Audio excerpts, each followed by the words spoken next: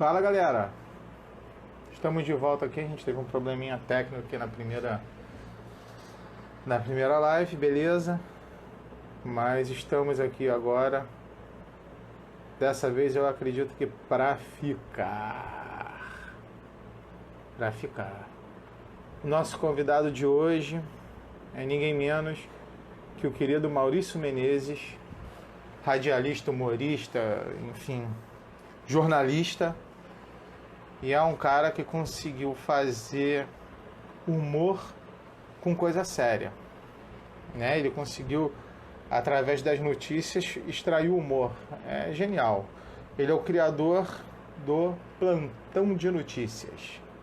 Para quem não sabe, o Plantão de Notícias foi... teve teatro, show, peça de teatro, ficou muito tempo em cartaz.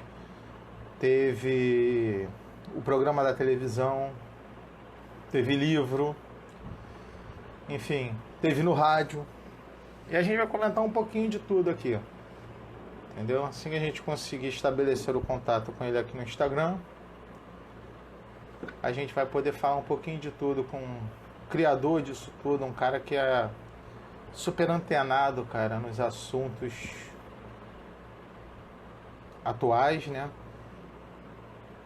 E assim, eu queria primeiro convidar todo mundo a curtir aqui, curtir não, né? Aqui no Instagram é seguir o nosso canal. Quem estiver assistindo no YouTube, se inscrever no nosso canal. E o Maurício chegou, nosso querido convidado. Caraca, que honra entrevistar esse cara. Que honra. Salve, mestre Maurício, boa noite. Tudo bem? Um prazer entrevistar você, vai estar aqui de frente contigo. Nossa, é muito legal. Eu só estou fixando o nosso tópico aqui, É. né?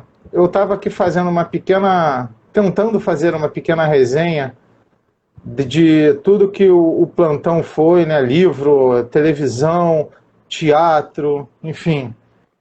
E eu trouxe, Maurício, hoje uma coisa que eu acho que você vai lembrar com muito carinho. E aqui, ó. Ah, carteirinha de sócio proprietário. Sócio gemido. Sócio gemido. Rapaz, eu tenho isso aqui quando eu fui ver no teatro, o plantão. Ainda era aquela famosa formação, né, do teatro, que tinha você, Pedro Manso, Celinho, Manguaça. Nossa. Essa carteira aí, a carteira de. Eu tenho uma aqui. Essa carteira de sócio do Plantão de Notícias, né? É engraçado, porque eu inventava sempre uma história, né? Eu acabei de firmar convênio com a prefeitura. Se você estiver morrendo afogado na praia, você saca a carteira do Plantão de Notícias, mostra para o guarda-vida, ele te salva de graça. Assim, supermercado, você pode andar com aquele carrinho de supermercado para cima e para baixo, com livre quilometragem. É só ter a carteira do Plantão de Notícias. Aí teve um dia que o cara foi no teatro e ele me levou a carteira, ele me mandou plastificar, tinha foto dele aqui, tinha a minha assinatura e tal. Aí ele falou, olha, Maurício, essa carteira salvou minha vida, porque eu fui assaltado na Penha, o cara disse que ia me dar um tiro. Quando ele viu a carteira, ele só me deu um tapa. Pô, eu me lembro, cara, que um dos maiores benefícios da carteira foi que a gente podia ir no shopping e andar de escada rolante de graça, cara. Para subir e para descer. Pra subir e pra descer. Pô, isso é genial, cara. Era mão dupla, mão dupla. Pô, Maurício, é um prazer muito grande ter você aqui. Eu já sou teu fã de longa data. A gente acompanhei você no teatro, na televisão, no rádio. E eu acho que, assim, pra galera que talvez não conheça e tal, esteja vendo agora, eu queria que você contasse um pouquinho pra gente como foi o seu início no jornalismo. Como que você chegou sua formação? Como é que você descobriu? Rapaz, isso é uma história longa, porque eu sou do interior, né? Eu sou de uma cidade pequena lá de Minas Gerais, né? E aí, quando eu vim morar no Rio, eu tinha 2 anos de idade. E nós fomos morar numa casa em Campo Grande, uma casa bonita, uma casa grande, sabe? e tinha umas árvores no fundo do quintal, e eu vivia trepado naquelas árvores lá. Né? Trepado não, eu vivia subindo naquelas árvores. Né? E aí eu descia das árvores, meu pai dizia o seguinte, o Maurício só desce da árvore, ou para chorar ou para comer tomate. Comia muito tomate. Aí o meu pai, ele ouvia noticiário, ele ouvia o Repórter Essa no rádio. Pô, meu pai não perdia uma edição, era de manhã, de tarde, de noite, né? E aí às vezes eu ia falar com ele, papai, menino, calma, tô ouvindo o noticiário aqui, pô. Aí ele negócio de noticiário e tal, aí eu comecei a imitar o cara do Repórter Essa. Sabe, comecei a imitar o Gontijo Teodoro, né? Uhum. Informa o Repórter Essa, edição extraordinária. Eu tinha 4 anos, aquilo era uma diversão para ele. Chegava um amigo dele lá em casa e dizia, imita o Repórter Essa aí, Maurício. Aí eu... Então isso ficou muito na minha cabeça, né? Aí o meu sonho era ou ser cantor de rock ou jogar futebol. Quer dizer, eu não queria trabalhar, né? E aí, acabou que um dia nós fomos fazer um show fora do Rio e eu fiquei 3 dias desaparecido, né? A minha mãe quase morreu e tal. Eu não tinha celular, porra. Aí nós viajamos para fazer um show em Angra dos Reis na sexta-feira e voltamos na segunda. E quando eu cheguei em casa, minha mãe estava doente, rapaz, pô, entendeu? Foi responsabilidade. Aí meu pai, você vai cortar esse cabelo, vai jogar esse negócio de guitarra fora, e não sei o quê, você vai arrumar um emprego decente. Aí a minha irmã me levou lá na Rádio Nacional, porque ela tinha um amigo que era diretor da Rádio Nacional. Quando eu cheguei lá, o diretor perguntou para mim, o que você sabe fazer, garoto? Eu falei, eu não sei fazer nada, porra nenhuma. Tiver uma guitarra aí, eu vou cantar alguma coisa e tal, mas fora isso, nada. Aí ele me botou atendendo o telefone, que a Rádio Nacional também em greve. Ele me botou atendendo o telefone. Eu atendi o telefone, os ouvintes não sabiam escrever a máquina, aí os ouvintes anotavam aquilo ali. E ela ficava 1 hora na máquina para escrever 10 linhas. Mas quando a greve terminou, eu virei repórter. Porque eles gostaram muito de mim, entendeu? Sentiram que eu tinha faro da notícia. Eu não tinha faro do tamanho da notícia. Um assalto lá, alguma coisa que aconteceu, eu apurava tudo. Quanto o cara foi roubado, o CPF dele, a identidade dele, onde é que ele morava. Uma bobagem de um assalto a pedestre, mas eu apurava aquilo tudo. E aí o diretor falou, olha, esse garoto vai ficar aí, que ele é bom no telefone, não sei o que e tal. Aí eu fiquei lá, e logo depois eu fui para a Rádio Globo, teve uma vaga na Rádio Globo, eu fui para a Rádio Globo, assim, menos de 1 ano depois eu fui parar na Rádio Globo, e menos de 2 anos depois eu fui parar no Estadão, virei repórter do Estadão, entendeu? Então a minha formação, eu nunca fiz faculdade de jornalismo, até porque naquela época eu não tinha faculdade de jornalismo. A faculdade só veio 9 anos depois. Eu costumo brincar que eu só entrei em faculdade para ensinar.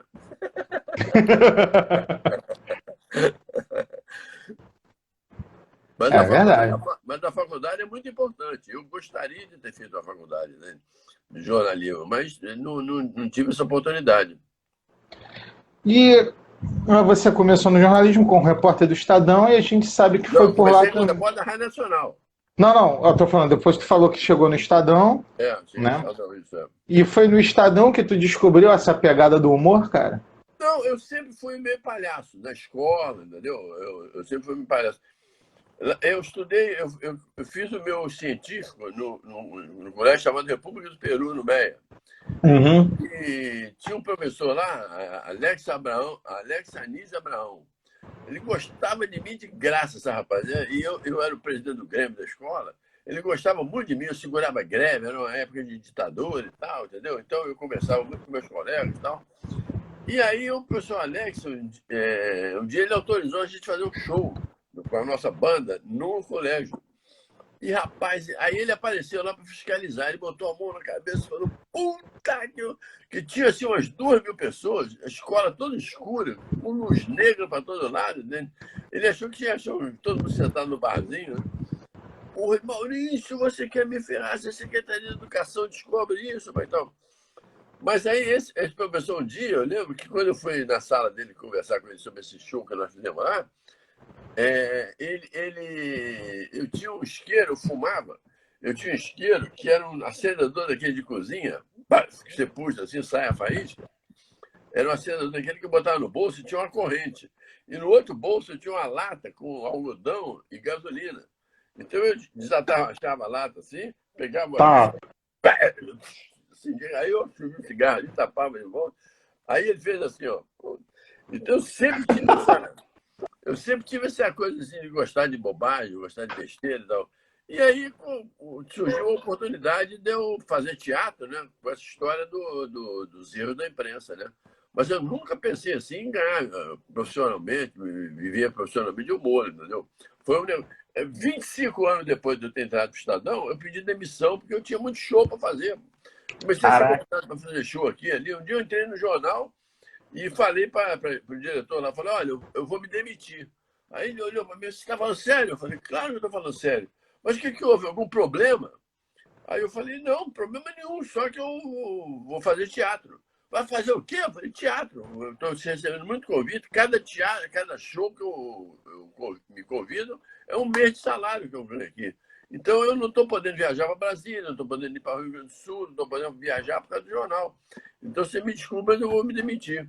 Aí pedi demissão. E foi um negócio tão engraçado, porque os donos do jornal lá em São Paulo, eles quiseram saber o que tinha acontecido, né? E pediram. Eu fiz uma carta para eles explicando o que aconteceu, entendeu? Eles não acreditavam que eu tinha pedido demissão depois de 25 anos de jornal. E, na verdade, eu pedi demissão de 11 meses. Porque todo ano tinha um show lá em São Paulo, tinha uma festa em São Paulo de formatura de novos estagiários. Uhum. E eu ia lá fazer um show e cobrava um salário. Durante 11 anos eu fiz isso. Caraca. Então, eu digo que eu pedi demissão de 11 salários, porque o 12º eu sempre ia lá ganhar. Cara, assim, o plantão, né, na verdade, a gente sabe que ele surgiu lá no caso do sequestro do Medina, onde você começou a contar os casos, né, e tal, aquela coisa. Eu acho que até, Maurício, que para esse tipo de coisa, a gente precisa ter um olho muito clínico, cara, porque você pegar e olhar uma notícia, eu acho que tá tão. Como é que se diz? Tão. Muita gente me ajudou nisso aí, né? Porque eu tenho esse olho clínico, passei a ter esse olho clínico para ver o erro, né? Mas muita gente me ajudou nisso aí. Eu tenho um armário aqui cheio de recorde de jornal, cheio de anotação de coisa de rádio, gravação de rádio. Não. Mas muita gente me ajudou também. O Garcia Duarte, lá da Rádio Tupi, por exemplo, é um cara que me manda sempre. O Cláudio Monteiro sempre me manda. Olha, o Cláudio Monteiro. O César Mota, que é um amigo meu lá de Brasília, sempre me manda. Então, muita gente vem esses erros de imprensa, vem do mundo inteiro, eu posso dizer, entendeu? Porque tem colegas de fora do Brasil também que também me mandam os erros, entende? Então, agora, a percepção do erro, às vezes, é um erro muito sutil. Não dá, às vezes, por exemplo, outro dia desse eu estava aqui, eu estou no escritório aqui em casa, e aqui do lado tem uma televisão. Aí eu estava escrevendo e está a televisão baixinho. Aí a colega falou assim, acidente no aeroporto de Ankara. Quando ela falou acidente no aeroporto de Ankara, eu parei para ver. Aí fiquei prestando atenção. Aí ela falou assim, um avião e um caminhão bateram hoje no aeroporto de Ankara e tal. Houve uma pequena explosão, logo contornada pelos bombeiros. A colisão ocorreu na altura do solo. Porra, aí na hora eu falei, pô, o acidente só não aconteceria na altura do solo se o caminhão estivesse voando. Pô. É claro que entendeu? Essa sacada, né? Na hora eu percebi isso. Outro falou assim, curiosamente, foi no Globalista também. 2 carros bateram de frente hoje na rodovia, não sei o quê, e tal, e X pessoas morreram e tal. Segundo a polícia rodoviária, um dos carros vinha na contramão. Eu falei, porra, mas vocês bateram de frente, é claro que eu vinha na contramão. A não ser que tenha no Brasil uma estrada que a mão para lá e para cá seja na mesma pista. Na mesma pista, né? Cara, e deixa eu te perguntar uma coisa. Você falou que começou na redação, né? Ali, atendendo o telefone. Daí você teve aquela sacada e tudo mais. E eu posso dizer assim, eu acho que sem muito medo de errar, que o Plantão, ele foi talvez aí, vamos dizer, um dos embriões do que a gente hoje conhece por stand-up comedy, né? Que era aquela Isso parada foi. que Eu você não tinha, eu juntava. não, eu não tinha essa pretensão, mas aconteceu. Sim. E como é que foi, ô Maurício, migrar daquele cara que estava contando o caso, né? Os causos da imprensa lá no, lá no Bar. sequestro lá do Medina, no bar, depois, né? Foi pro bar e tudo mais. Até chegar no teatro com a formação daquele primeiro elenco lá que a gente conheceu, aquela galera toda. Bom, essa passagem aí aconteceu da seguinte maneira. Quando o Medina foi sequestrado, eu passei a fazer a cobertura do sequestro dele de madrugada, né? Quer dizer, o jornal tinha um chefe de reportagem que achava que o Medina era assessor de madrugada. E me colocou na porta da casa do Medina de 10 da noite às 6 da manhã. Aí eu e o fotógrafo ficamos lá na porta da casa dele. Aí a Folha de São Paulo, que era a minha concorrente, descobriu que eu estava lá e fez o quê? Botou um repórter e um fotógrafo também de madrugada. Aí o Globo descobriu também, botou lá. Aí o Jornal do Brasil, aí veio todo mundo. Eles achavam que eu tinha uma informação importante, uma informação sigilosa, de que o Medina é assessor de madrugada. Mas não, quando o meu chefe de reportagem falou, Maurício, você vai ficar lá de madrugada. Eu falei, mas porque, sei lá, eu estou desconfiado que esse cara vai ser solto de madrugada. Eu falei, pô, mas você tem contato com a assessoria de imprensa do sequestrador? Como é que você sabe disso, amor? Não, então eu tenho essa avaliação. Aí, bom, e aí nós ficamos de madrugada lá sem fazer nada, né? Porra, ficou em pé na porta do Medina, naquele bando de repórter, tinha fotógrafo, motorista, cinegrafista. Aí eu, para distrair o pessoal, eu tinha um Monza, eu passei a levar o Monza para perto do pessoal assim, e tinha o toca-fita do Monza, era toca-fita.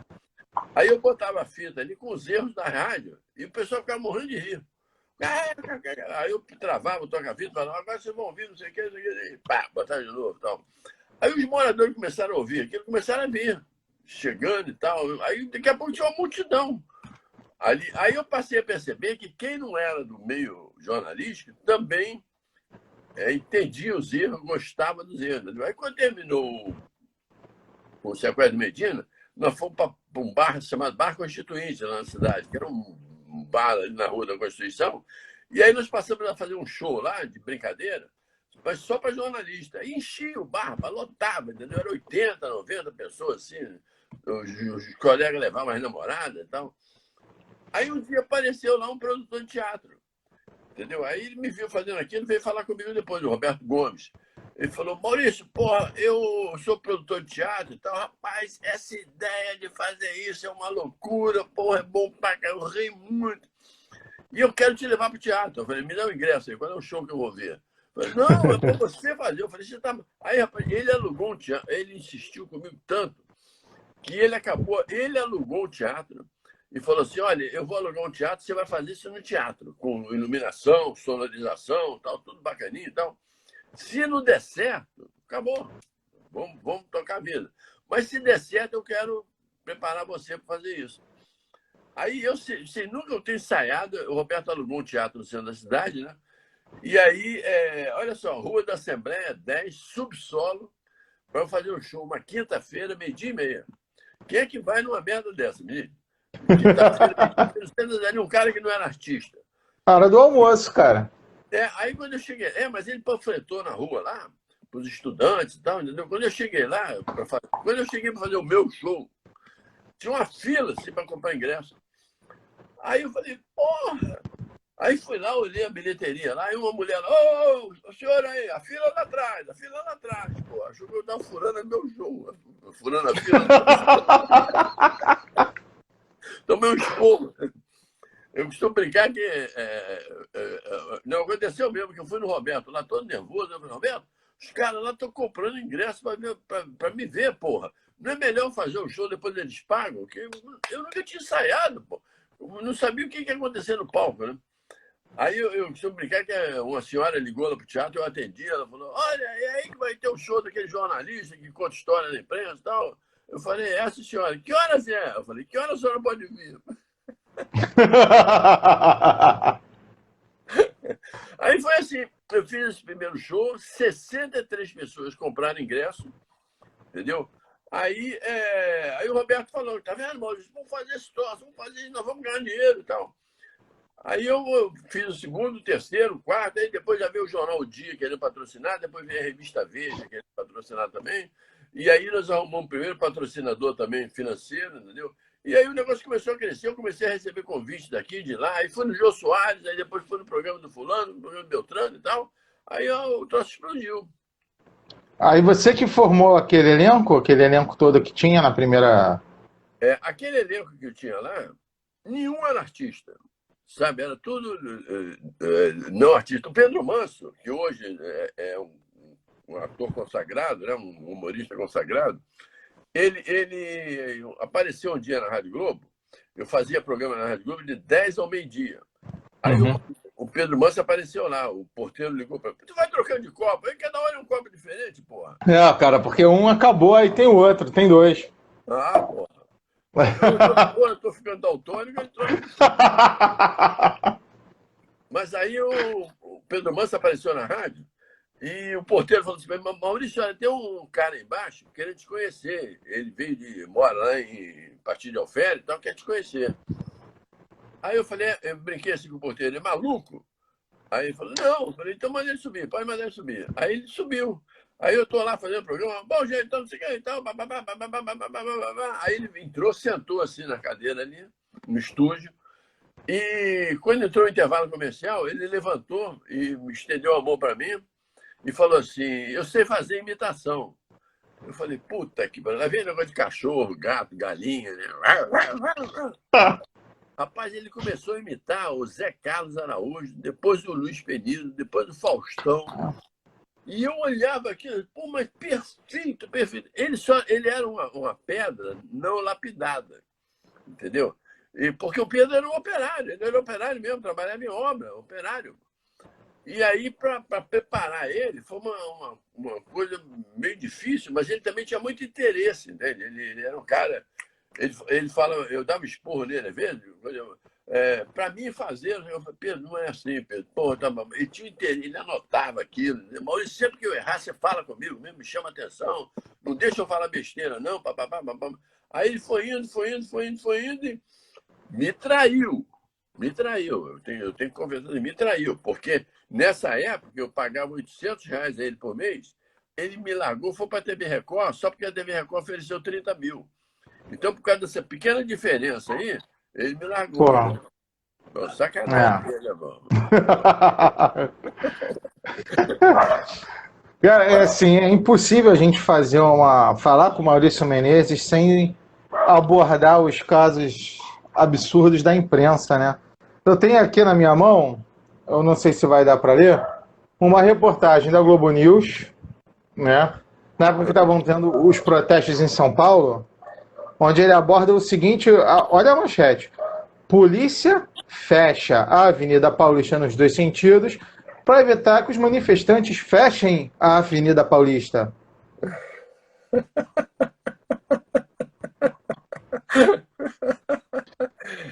Muito bom.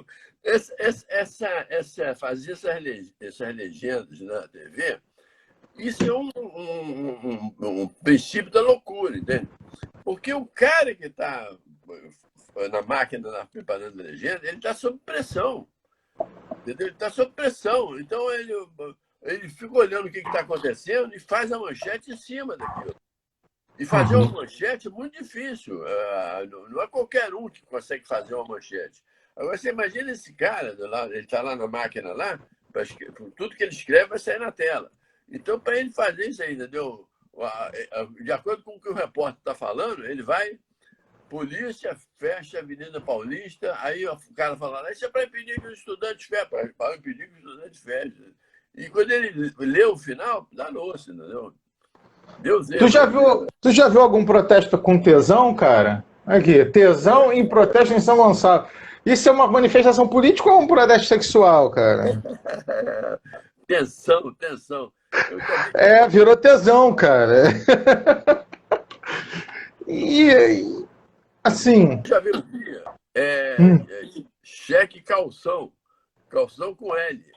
Então, o cara devia ser uma Dá para vestir. É cheque bermuda, né? Cheque calção, né? Maurício, é muito diferente você produzir o plantão na TV, no teatro, no rádio. Como é que essa diferença entre as mídias? Assim? É muito diferente. A mídia do teatro, por exemplo, tem coisas que funcionam no teatro e não funciona na TV, não funciona no rádio. É interessante. Um dos grandes personagens que eu tinha, eu trabalhei muitos anos com o Elinho, né, com o Hélio Júnior. Trabalho até hoje com ele. O Elinho é um imitador espetacular. E nós tínhamos os personagens, por exemplo, a Mandinada. Não era Mandiná. A Mandiná era... Mas tinha uma Mandinada. A Mandinada, no rádio, ela funcionava muito. Porque o rádio te faz imaginar, te faz sonhar, te faz... Você bota uma voz lá, a pessoa imagina como é que é a Mandinada. Na televisão não funcionava, porque nós tínhamos que caracterizar ela, e pelo tipo de personagem que era, não funcionava na televisão. No teatro também não funcionava, entende? Tinha o seu Ramiro. O seu Ramiro quem era? Era um português que ligava de Portugal no rádio e ficava me gozando. Bicho, é verdade que aí no Brasil aconteceu isso assim, assim. É verdade, seu Ramiro. Mas como é que pode? O ministro, então, ele disse que fazia, não fazia e tal. Então, ele ria. No teatro e na TV não funcionou. O seu Ramiro era um sucesso no rádio, no teatro não funcionou. Então, os personagens têm essa coisa, entendeu? Ele é mais forte num lugar e em outros não.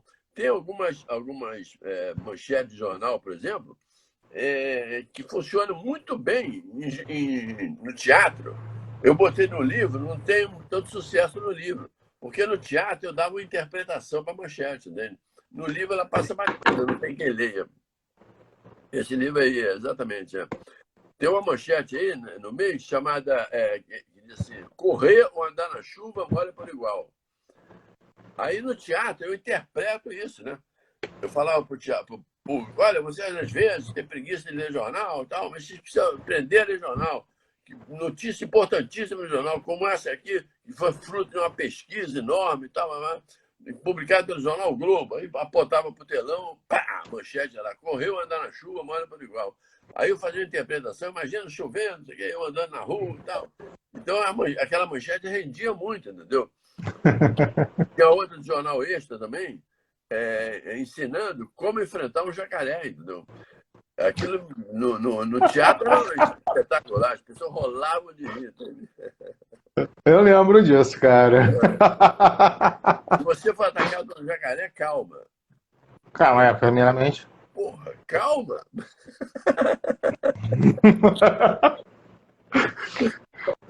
Maurício, deixa eu te perguntar. Até um colega aqui, o Alexandre Manderbar, perguntou a respeito dos outros integrantes do plantão, e eu vou até um pouco mais além na pergunta que o Alexandre colocou.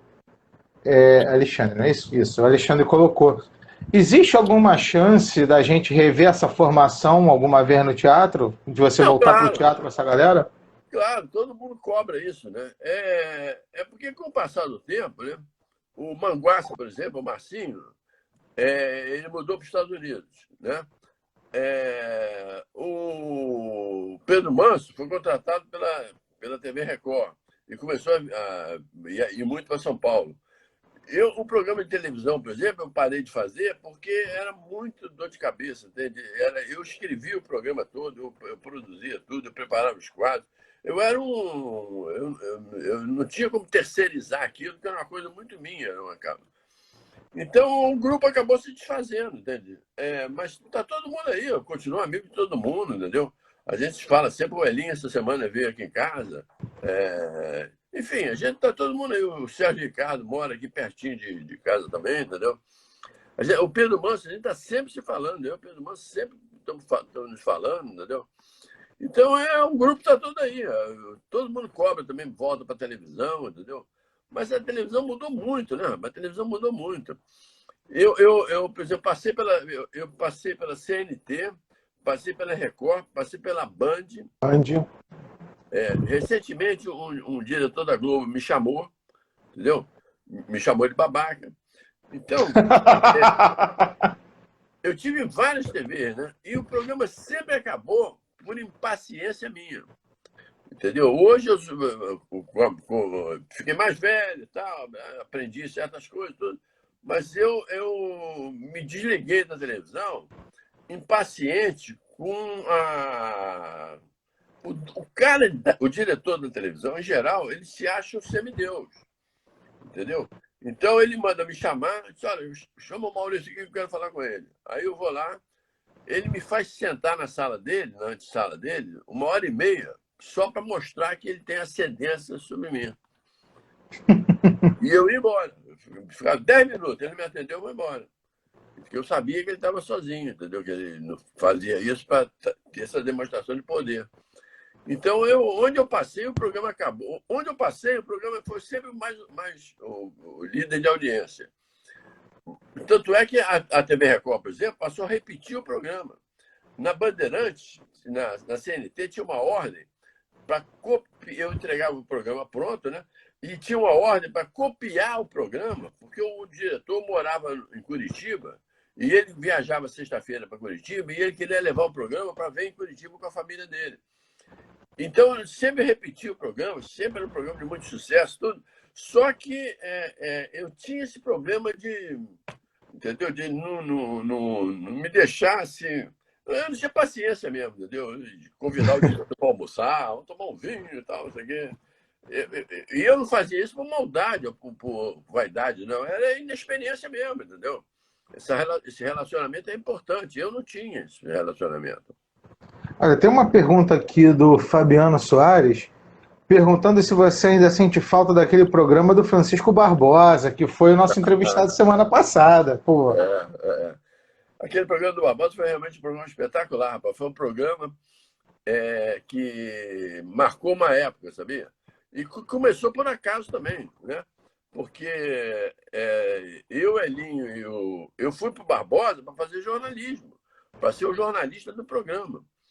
Eu era chefe do jornalismo da Rádio Globo e um dia o diretor mandou me chamar e falou, olha, a partir de segunda-feira você vai fazer o programa do Barbosa. Você esquece o jornalismo da rádio, você vai fazer jornalismo no programa do Barbosa, participando no ar e tal, essas coisas todas. Aí eu comecei a contar a história lá sempre de jornalismo, em tom engraçado, né? E aquilo começou a crescer e o Elinho começou a fazer imitação no programa. E o Barbosa sentiu aquilo também, começou a colocar a gente no ar fazendo isso. E aí era a época do governo Fernando Henrique, ele imitava o Fernando Henrique, que era uma maravilha, entende? E aí, enfim, a coisa cresceu, Romário, o programa explodiu de audiência, né? O programa explodiu, até hoje muita gente me cobra. Esse programa tem 20 anos que acabou. E muita gente para na rua, Maurício, cadê aquele programa do Barbosa? Você não pode ter que trazer aquele programa de volta e tal. Então, foi um programa que marcou uma época, realmente. Eu me espelhava muito, quando eu era criança, na PRK-30. Muita gente não lembra da PRK-30. Mas a PRK-30 era um programa genial, que eram dois humoristas, e eles faziam 1000 vozes, entendeu? Eles faziam uma corrida de cavalo, transmitiam no rádio uma corrida de cavalo, que você rolava de rir. E eu era garoto, tinha 6, 7, 8 anos de idade, eu sentava no chão lá para ouvir o rádio, que a eletrônica era enorme, né? Eu sentava ali para ouvir o rádio e eu rolava de rir com a história. Tanto é que, recentemente, a neta de desses humoristas, ela vai fazer um documentário sobre o avô dela, e ela me chamou para prestar um depoimento, porque no programa de televisão, uma vez, me perguntaram isso, né? Se baseava em quem? Eu falei, me baseava no Zé Vasconcelos, que era um cara também que me emocionou muito, porque um dia ele entrou no ar na Rádio Globo e falou que era meu fã. Falei, porra, eu era garoto, ficava te ouvindo, porra, babando com as coisas que você falava. E você agora olha me diz que é só. meu fã. E o outro era a PRK-30, né? Eu rolava. Esse cara da PRK-30, eu não sei se tem na internet, é PRK-30 mesmo. Eles transmitiam uma corrida de cavalo que era uma coisa de maluco, rapaz, sabe? E era uma coisa boba, rapaz, boba. Foi dada a partida para não sei o que, primeiro foi lá, não sei o que, tinha o nome dos cavalos, nome engraçadíssimo, né? Aí estava lá, alô, fulano. Aí o cara, fala, Beltrano. Olha, houve um acidente aqui agora. Teve um cara que foi atropelado. E não foi atropelado, não. Eu acho que ele caiu, que ele levou um tombo. Não sei mesmo, mas ele está aqui. Eu estou esperando a ambulância aqui. Tá? Bom, segue aí com a corrida. Mas que segue agora? A corrida acabou, porra. Ela de rolar de rir. Mas... Cara, olha, eu queria destacar aqui também mais uma coisa interessante que eu acho que foi quando o Rio de Janeiro chegou num patamar, né? Que diz que 2 mortos andavam pelo elevado de 120 toneladas que desabou sobre 2 carros. Porra, 2 mortos andavam, cara? Como assim, Isso né? tem demais da conta. Isso tem demais da conta. Eu tenho aqui vários recordes de jornal. Um deles, inclusive, eu botei no livro, é que ex-prefeito foi dormir bem e acordou morto. É a manchete do jornal. E tem um também que diz assim, segundo a polícia, 10 minutos antes, o morto foi visto passando de bicicleta. Pô, falando em morto, e essa daqui? Isso aqui foi na televisão, no Balanço Geral de Minas. Crime em Araxá. Casal morto reconheceu o bandido. É verdade, eu lembro dessa aí. Essa nem na sessão espírita, né, cara? Com todo respeito, mas. E às vezes o redator ele quer dizer uma coisa e acaba dizendo outra, entendeu? Eu costumo dizer o seguinte, a manchete, no jornal, por exemplo, a manchete você só descobre o erro depois que está publicado. Isso não tem jeito. A gente publicou, aí você descobre o erro.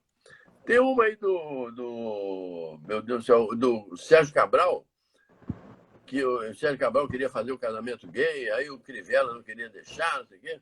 Aí o Cabral desistiu, porque ia perder o apoio do Crivella. Aí o Globo botou lá, Cabral desiste de casamento gay para ficar com o Crivella. É, né? É complicado. Ô, Maurício, você acha que, assim, hoje a gente vive num mundo, né, onde é lógico que todos esses erros que você comentou, você conseguiu muito inteligentemente transformar em humor, são notícias sérias e tudo mais, às vezes nem tanto, né? Mas a gente vive num mundo hoje onde a informação ela é divulgada praticamente em tempo real, né? Onde qualquer um com celular pode ser um repórter, um cinegrafista, aquele conteúdo espalhar na internet com uma facilidade absurda. Como você vê essa questão dessa alta velocidade da informação? Você acha que a tendência é essa, é aumentar, ou é isso dar um break em determinado ponto, a gente voltar para o... Não, isso não tem jeito. Eu quando entrei para a Rádio Nacional, como eu falei no início da nossa conversa, eu tinha que fazer uma ronda de delegacia, né? Que é o que todo repórter novo faz, né? Ligar para a delegacia para saber se tem novidade e tal. E uma das funções que eu tinha que fazer, eu chegava na rádio 8 horas da manhã, era ligar para Niterói para saber se tinha acontecido algum problema em Niterói. Não tinha nem ponte em Niterói, né? Então eu tinha que ligar para Niterói para saber se aconteceu alguma coisa lá, algum desastre, mataram alguém e tal. Aí eu pegava o telefone, discava 101. Hoje a pessoa não sabe nem o que é isso, você discar 101. Aí a telefonista atendia. Telefonista, bom dia. Eu falei, olha, eu queria uma ligação para Niterói. Aí ela falava assim, qual é o número de Niterói? Eu falava, olha, para a delegacia Niterói, 107. Olha o telefone da delegacia Niterói, 107. Aí dizia assim, qual é o seu telefone? Eu dizia o número do telefone da Rádio Nacional. E ela dizia assim, demora aproximada de 40 minutos. 40 minutos. Para conseguir a ligação. Para conseguir a ligação para Niterói. Aí o telefone tocava, eu atendia, ela, ligação do senhor Maurício Menezes para Niterói, posso completar? Eu falei, pode. Aí o cara do outro lado, alô, delegacia de Niterói, bom dia. Então era assim que a comunicação funcionava, entendeu? Hoje, pô, a Rádio Tupi tem uma rede de repórteres que são ouvintes, entendeu? Todos eles têm o WhatsApp ali da rádio. Ele fechou a ponte de Niterói. O cara entra no ar, 5, 6, 7 ouvintes dentro da ponte de Niterói para falar que a ponte fechou. Outro dia uma barca ficou à deriva ali e vários ouvintes que estavam dentro da barca começaram a ligar para a rádio, entendeu? Nós colocamos vários no ar, a barca à deriva, tinha ouvinte chorando, não sei o quê, entendeu? Preocupado. Então a comunicação é isso, a comunicação mudou muito. A tendência é ser mais rápido ainda, né? A tendência é ser mais rápido ainda. Você vê que hoje, em 1962, 1962, a Copa do Mundo no Chile, né? O que acontecia? A gente ficava aqui no Brasil porque o filme do jogo vinha de avião. Um avião de carreira mesmo. O piloto também trazia a fita debaixo do braço. Que terminava o jogo, ele dava a fita lá para o piloto e ele vinha com a fita. Aí entregava a fita e levava a fita para a TV Tupi para transmitir a fita do jogo. Aí 10 horas da noite, às vezes o jogo acabava 2 horas da tarde, entendeu? E chegava aqui no aeroporto 8 horas da noite. E aí levava a TV Tupi. Então, 10 horas da noite, a gente ia ver o jogo sem saber o resultado. Ficava todo mundo desligando o rádio. A gente ouvia os foguetes, tudo, mas evitava saber o resultado para ver o jogo como se fosse ao vivo. E aí, hoje em dia, pô, o cara tem um problema lá na Filadélfia. O cara entra ao vivo, entendeu? Um som espetacular, uma imagem espetacular. Mudou muito. Isso, pô, os caras não sabem o que é aquilo, entendeu? O que é trabalhar em reportagem antigamente. Maurício, olha só, uma coisa que a gente está muito em voga atualmente, né, principalmente nesses últimos tempos, infelizmente é uma questão que está ligada à imprensa, que são as fake news, cara. Isso aí já está virando tema de discussão em Senado, em Câmara e tudo mais. Você, como um cara que tem anos de imprensa, anos em várias mídias, né? Você passou pela televisão, pelo jornal, pelo rádio. Como é que você vê essa situação, cara, das fake news? Falando da coisa um pouco mais séria, né? A fake news, ela é um câncer na comunicação. As pessoas não percebem o mal que elas fazem. Eu já briguei com muito colega, briguei com muito amigo e tal, por causa de espalhar fake news. Porque a fake news simplesmente por exemplo, o ministro mais odiado que tem no Brasil é o Gilmar Mendes. Ele não tem uma ação dele que não tenha sido tomada com base na lei. Entendeu? Porque ele foi sorteado para ser o relator da Lava Jato. Então, todo cara que a Lava Jato quer prender, leva para o Gilmar Mendes. Aí, o que acontece? Ele solta muita gente, mas ele também prende muita gente. Só que o pessoal que faz campanha contra ele só fala do que ele soltou, não fala do que ele prendeu. Você quer ver uma coisa? Eu não sou PT, não. Não sou PT, não. Não me envolvo com o PT, não. Mas a ex-mulher do Lula, o que se falava dela é que divulgava que ela tinha uma fortuna de 250 milhões de reais na Alemanha. Cadê a fortuna? Cadê o dinheiro? Mas se espalhava durante a campanha, né? Se fazia o que mais? Que o BNDES era uma caixa preta que financiou não sei quantos milhões disso, financiou hidrelétrica no Paraguai, financiou não sei o que na Venezuela. Cadê? Abre a caixa preta, sumiu tudo. Então, isso é uma praga. E também se faz contra. A fake news é feita contra a direita e contra a esquerda. A fake news é um grande mal para a sociedade. Eu tenho combatido muito isso, peço a colegas. Colegas, às vezes, eu falo, rapaz, não divulga isso, rapaz. Isso é uma maldade, entende? Os caras botam aí, às vezes, umas coisas. Outro dia pegaram uma estrada de ferro que estava sendo construída na Alemanha, disseram que era no Maranhão, entendeu? Porra, olha o que é um ano que o Bolsonaro está fazendo no Maranhão, já tem uma estrada de ferro. Né? Tudo mentira, entendeu? E as pessoas acreditam. A fake news, ela muda a sociedade, ela afeta reputações, entendeu?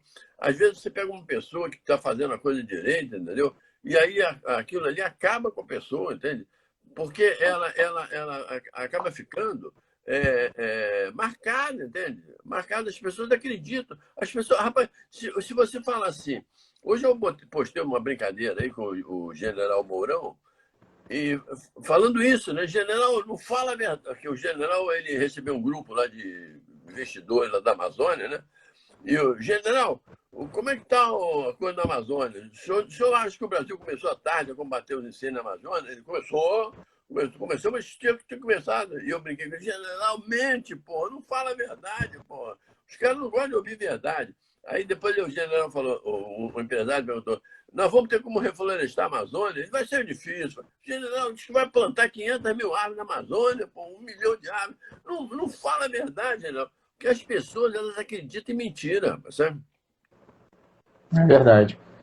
E assim, Maurício, uma coisa que está muito em voga, você como, mais uma vez, como sendo esse cara transmídias aí, né? No atual momento, como é que você está vendo essa questão da volta do futebol aqui no Brasil? A questão da transmissão sendo disputada entre TV aberta, TV fechada, canais virtuais. São caras que também tem uma passagem pelo esporte, né? Então, eu acho que. Isso aí é outra maluca. Rapaz, o Brasil está ficando um país de maluco. Entende? Está ficando um Brasil. O Bolsonaro, ele assinou uma medida provisória, né? E autorizando cada clube a transmitir a sua partida. No Campeonato Carioca, a TV Globo não tem exclusividade. A TV Globo transmite o Campeonato Carioca porque nenhuma emissora quer transmitir. Porque você transmitir um Fla-Flu, um Botafogo e Vasco, é uma beleza. Agora você também tem que transmitir o time pequeno, cobrir o time pequeno. Então, isso aí nenhuma emissora quer fazer. Então o Bolsonaro assina aquela medida provisória, dando direito a qualquer emissora transmitir o jogo. Os caras têm contrato com a TV Globo. E tem um negócio chamado segurança jurídica. Então, a TV Globo tem contrato assinado com os clubes até 2024. O Vasco já recebeu as cotas da TV Globo até 2023. Então, como é que vai romper isso? Como é que vai chegar? Uhum. Amanhã vem um investidor lá do Japão, ele vai montar uma fábrica de automóveis aqui em Nova Iguaçu. Ele vai dizer assim, não vamos lá para o Brasil não, que lá os caras não cumprem contrato. Lá você assina o contrato, depois faz tudo. Então, a insegurança jurídica, ela acaba com o país, pô. Então, eu não entendi isso aí. O campeonato vai começar agora, o TV Globo vai transmitir tudo. Só que no Campeonato Carioca não havia o contrato assinado. Eu acho que o Flamengo fez uma grande bobagem, entende? Saiu de, aí vem o negócio da fake news, que é o Flamengo teve 800 milhões de visualizações no canal da TV, na Flá TV, o Fluminense 800 milhões também, não ganhou nada. Perdeu dinheiro. O Campeonato Carioca, cada vez que um time entrava em campo, ganhava líquido, sozinho, vazio, 650 mil reais na televisão. Mais a renda, mais não sei o quê, mais outra coisa, mais exposição da sua mídia e tal. Então, era um campeonato rentável.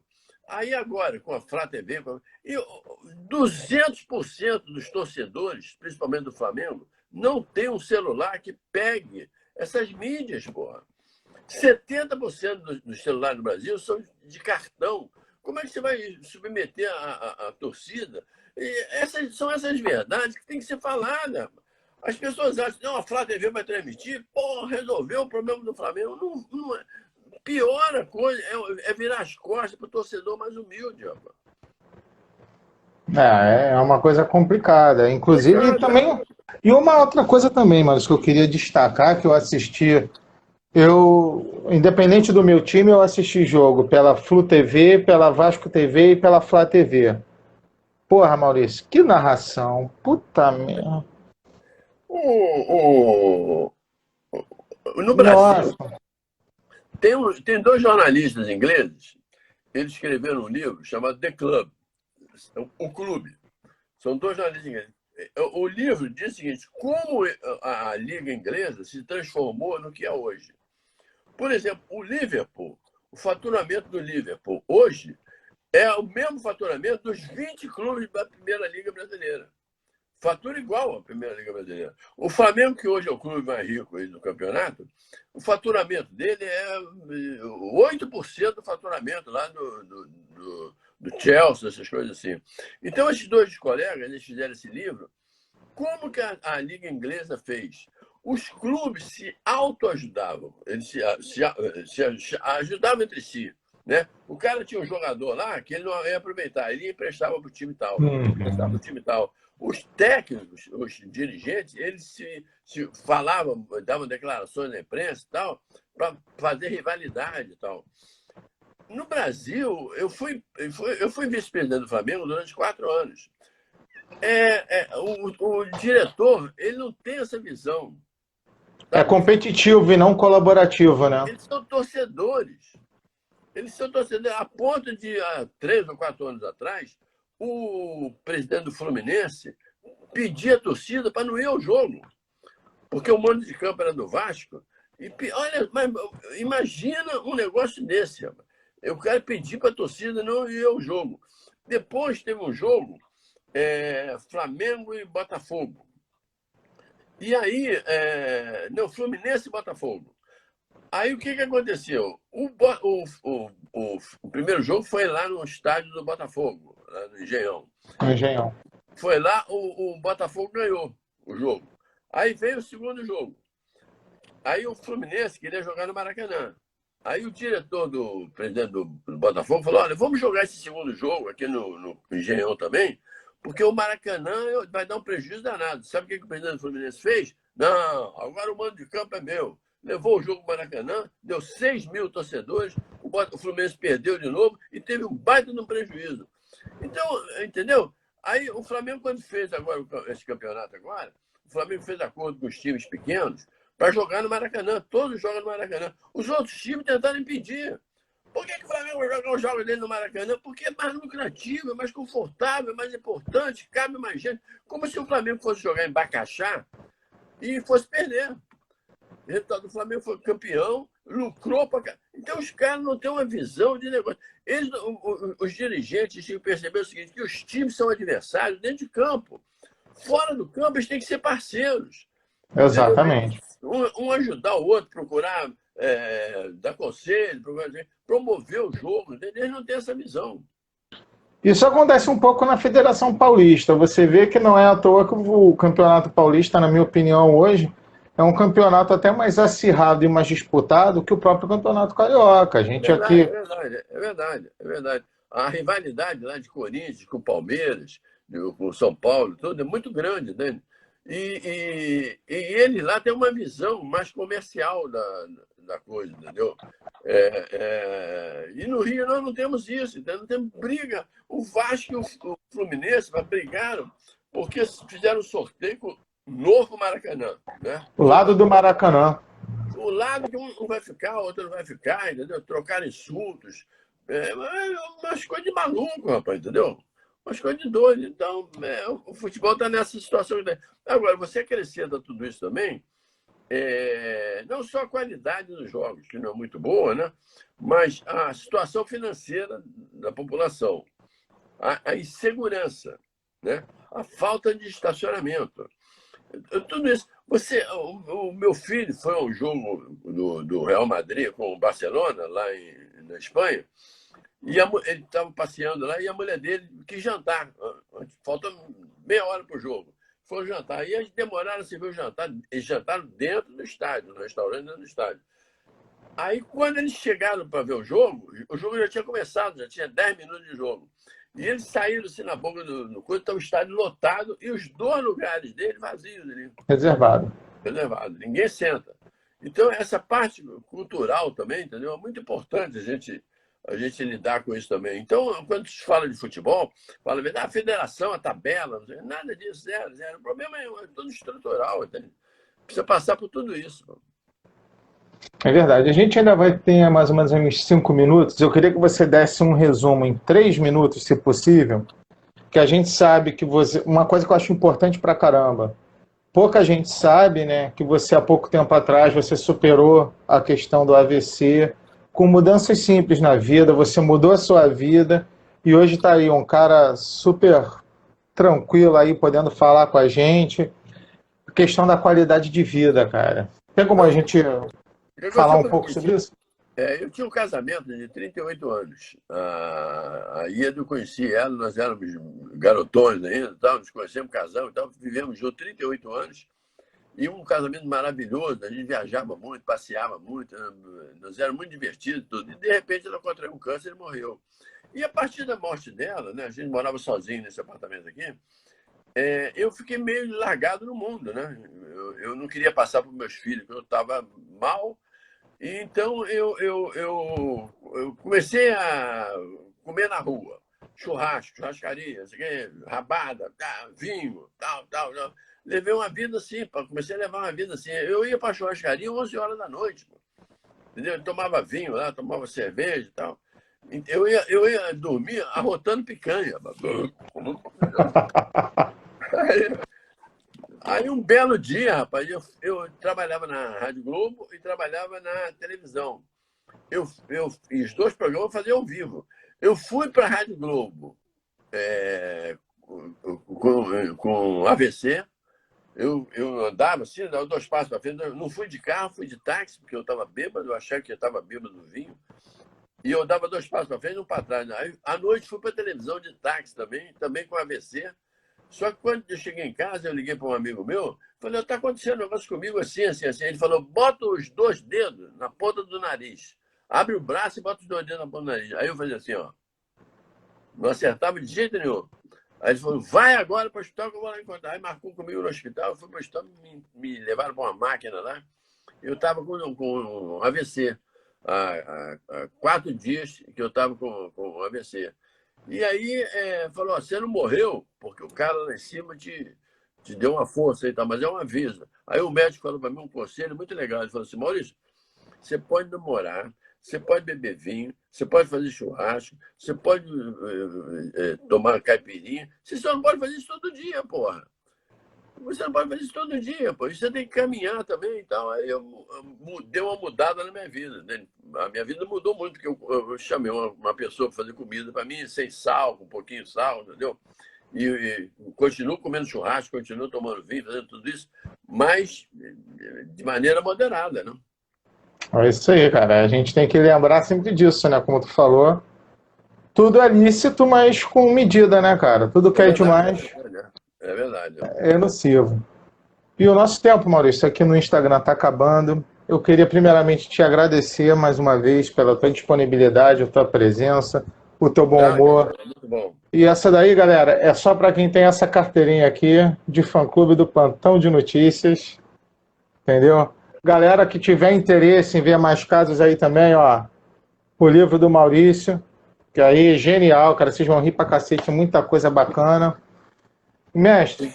Esse livro aí agora está no Amazon.com. Eles entregam rapidinho o livro e está aí agora também no áudio, né? Audiobook.